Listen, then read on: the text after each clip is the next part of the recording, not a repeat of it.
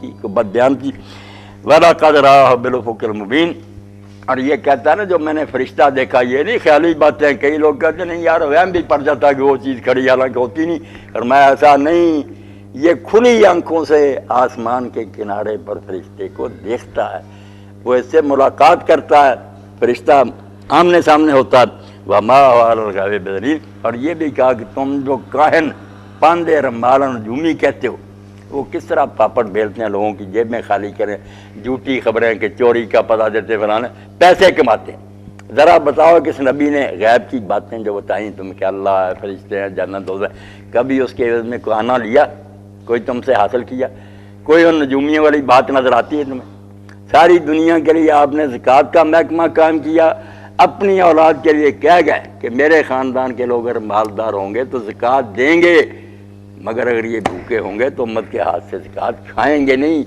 تاکہ کوئی کم بخت یہ نہ کہہ دے کہ نبی نے ڈھونگ رچایا تھا، اپنے بچوں کے لیے یار ایک ادارہ بنا گیا، صاف کہہ دیا کہ ان صدقۃ لا تحل لمحمد ولا آل محمد عرض کی آل کے لیے صلی اللہ علیہ وسلم زکوٰۃ حلال نہیں ہے۔ کتنی بڑی بات، چھوٹے سے چھوٹا مولوی کہتا کوئی بند ہے گدی اور اولاد عیش کرتی رہنے،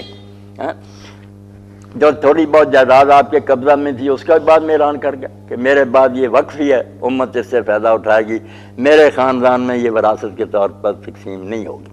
اب جو شیعہ حضرات کہتے ہیں باغ فضل وغیرہ کی باتیں، حضرت فاطمہ نے بھی بالکل وراثت کا دعویٰ نہیں کیا، نہ کسی اور نے وراثت مانگی۔ حضرت عمر نے اپنے زمانے میں قسم دے کر علی اور عباس سے پوچھا کہ تمہیں پتہ نہیں کہ اللہ کے رسول نے کہا تھا کہ جو میں چھوڑ دوں صدقہ ہے؟ انہوں نے کہا بالکل ٹھیک ہے۔ دونوں فریق مانتے تھے کہ یہ پراپرٹی جائیداد نہیں ہے کسی کی، یہ وقف ہے، مسئلہ صرف اس کی تولیت کا تھا۔ میں نے ایک مسجد بنائی یا مدرسہ، میرا بچہ کہتا میں متولی بنوں گا، دوسرا کہتا میں بنوں،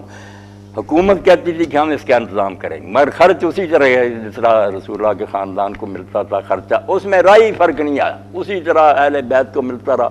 کسی نے اس میں تبدیلی نہیں کی۔ بات چھپا لیتے نا، بھوکا کسی نے نہیں مارا، صرف متولی جو حضرت فاطمہ رضی اللہ عنہ نے کہا کہ علی کو بناؤ، انہوں نے کہا نہیں، حکومت اس کی نگرانی کرے گی، اور مدینہ کی زمینوں کی حد تک حضرت عمر نے پھر یہ بات مان بھی لی کہ چلو علی اور عباس کو میں نگرانی کے لیے دیتا تھا، ناظر مقرر کرنا۔